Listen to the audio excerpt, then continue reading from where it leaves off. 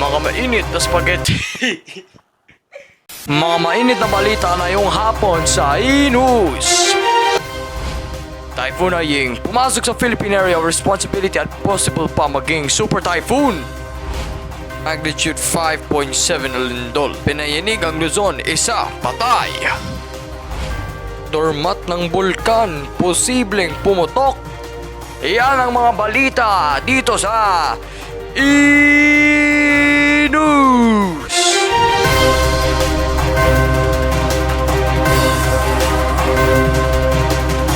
Very good, guys.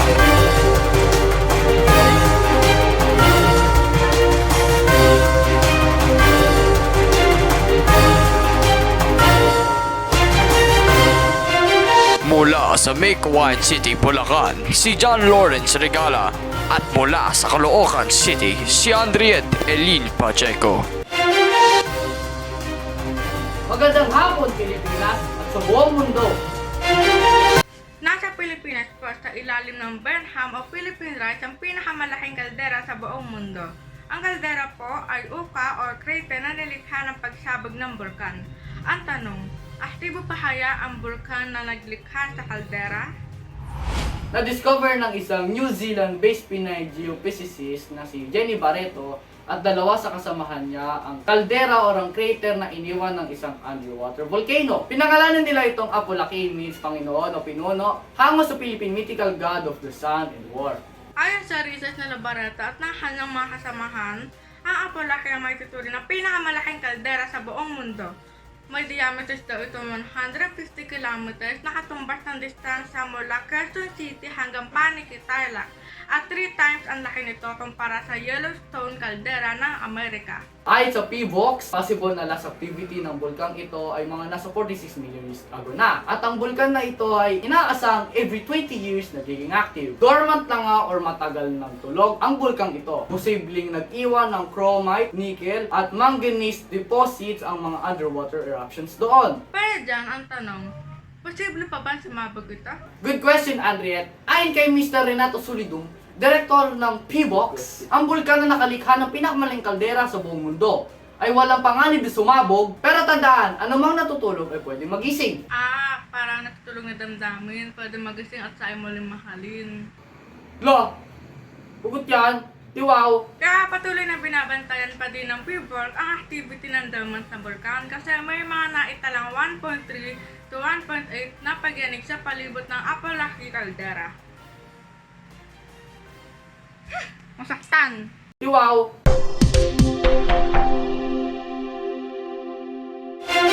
Sa ibang balita naman, bagyong Haiyan pumasok sa Philippine Area of Responsibility at posibleng maging super typhoon. Narito si Christian Felicity Marquez at si Dito James Velasco para sa ulat panahon. Typhoon Haiyan expected to be a super typhoon within 24 hours. Ang eyewall ng bagyo ay nasa Cancerville and we have Dito James Velasco na nag-monitor sa sitwasyon sa Cancerville. G3, what it looks like over there? Okay, actually Felicity, itinaas na ang pag-asa si Bagyong Haiyan at Super Typhoon Haiyan. As you can see, Super Typhoon Haiyan continuously destructing everything here sa Cancerville. At mayroon tayong early footage on how destructive Super Typhoon Haiyan dito sa Cancerville. Kita natin sa video na ito ang napakalakas ng buhos ng ulan mula kaninang alas 6 ng umaga dito sa Cancerville. Umabot sa critical level ang taas ng baha sa lugar. Kaya around 7 a.m. nang design ng pamahalaan ng Cancerville na magkaroon ng forced evacuation sa lahat ng residente dito. Maraming mga bahay at properties ang nilubog ng baha dulot ni Super Typhoon Haiyan. G3, nasaan ka ngayon at ang mga team mo sa mga oras na ito? Yes, Felicity, nandito ako na yun sa Bamboo Heights National High School na siyang ginawang evacuation center ng local government ng Cancerville. Kitang-kita nyo na sa aking likuran ang lakas ng Bagyong Haiyan. Sir, pwede ba kita interviewin saglit? Sige, ano ba yun? Saan po kayo patungo sa ganito ang lakas ng bagyo? Kailangan ko sundan yung asawa ko. Banda doon sa may kwarto. Naku sir, hindi ba kayo takot na ganito kalakas ang bagyo? Storm level 5 po tayo. Hindi ako natatakot. Mas nakakatakot yung asawa ko. Mas malakas mo sa level 5 yun. Sige sir, Sige, suboy ko muna.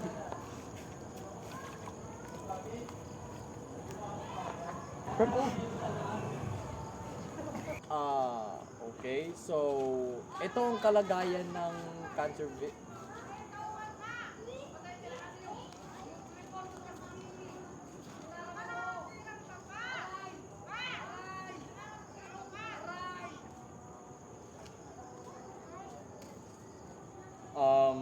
Sana po tayo. um,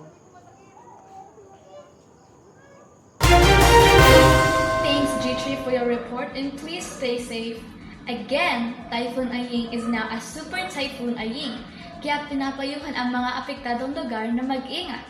Paano ba nabubuo ang bagyo? Pero una, ano nga ba talaga ang pangalan nito? Typhoon, hurricane, or cyclone? Iba-iba ang tawag ng mga tao dito, depende kung saan ito nangyayari. Sa Southwest Pacific at Indian Ocean, ang tawag nila dito ay cyclone. Sa Eastern Pacific at Atlantis, hurricane naman ang tawag nila. At sa Northwest Pacific, kung saan ang Pilipinas, ang tawag naman nila dito ay typhoon. Pero kahit na iba-iba ang pangalan nito sa iba't ibang lugar, ang scientific term nito ay tropical cyclone. Tropical kasi ito ay kadalasang nangyayari sa tropical regions. At dahil ang temperatura sa bahaging ito ng mundo ay warm and moist, ito ang nag-evaporate sa atmosphere at lumilikha ng cumulonimbus cloud na naglilikha ng kulog at kidlat. Lilikha ito ng tropical depression. At habang may tubig na nag-evaporate at hangin na pumapasok sa tropical depression, patuloy nga nalalaki ito na siyang maglilikha ng masamang panahon at ganap na nga na ito ay magiging isang ganap na bagyo pagkaraan ng ilang oras o araw. Kaya laging maging alerto at magbantay sa anumang anunsyo ng lokal na pamahalaan at NDRRMC. Tumutok lamang dito sa E-News para sa update ng lagay ng panahon. Okay, thank you Felicity and Victory sa inyong weather update. Sa gitna ng masamang panahon, ang Lorenzaville pinayanig ng magnitude 5.7 na lindol. Isa pa tayo, marapal si Aldrey Jazz. Napapalibutan ng mga aktibong fault ang Pilipinas, nakabilang sa Pacific Ring of Fire, kaya malimit ang mga lindol sa atin. Pero may tinatawag ang PHIVOLCS na hidden fault. Sa seismic map ng PHIVOLCS, parang pinutakti ng mga epicenter ang Pilipinas. Ang epicenter ang lokasyon sa ibabaw ng lupa ng hypocenter o focus ng lindol, o ito yung pinagmumulan ng lindol sa ilalim ng lupa. Mas malaki ang bilog, mas malakas ang magnitude. Pero may mga faults na walang manifestation sa ibabaw ng lupa. Ito ang tinatawag na mga hidden faults. Kaya hindi ito madaling ma-monitor not unless maramdaman na nga ang malalakas na pagyanig. Tulad nga ng nangyari sa Lorenzaville kaninang madaling araw. 3 building ang pinabagsak ng lindol na ito kanina at may naitalang isang patay. Kausapin natin ang namatayan, si Kuya Will. Yun na nga, bumaksak ang aking kabuhayan dahil sa lindol na ito. Kaya niluto namin si Madonna. Kayo po ang pumatay kay Madonna? Oo, yung alaga namin na panabong doon. Wala kasi kaming ulam kaya inuluto ko na siya Isusunod ko na nga yung si Britney, yung baby namin! Okay. Sorry po, Andriette at John. Manok lang pala yung namatay at yun ay hindi dahil sa lindol na ito. Bilang paglilinaw, isang hidden fault sa San Lorenzaville ang lumikha ng magnitude 5.7 na lindol na nagpaguho sa 3 building sa lugar at walang naitalang sugatan o nasaktan sa nangyaring lindol. Hidden fault din ang pinagmula ng magnitude 7.2 na lindol sa Bohol noong 2013 na nagkaroon lamang ng surface manifestation matapos ang nasabing lindol. Kailangan pa daw ng masusing pag-aaral para ma-detect agad ang mga hidden faults na ito. Babala ng PHIVOLCS, kahit hidden or nakikitang faults yan, pareho pa din dapat na ang preparedness na ating ginagawa. Mula dito sa Lorenzaville, Aldrey Jazz de la Cruz, reporting for E-News.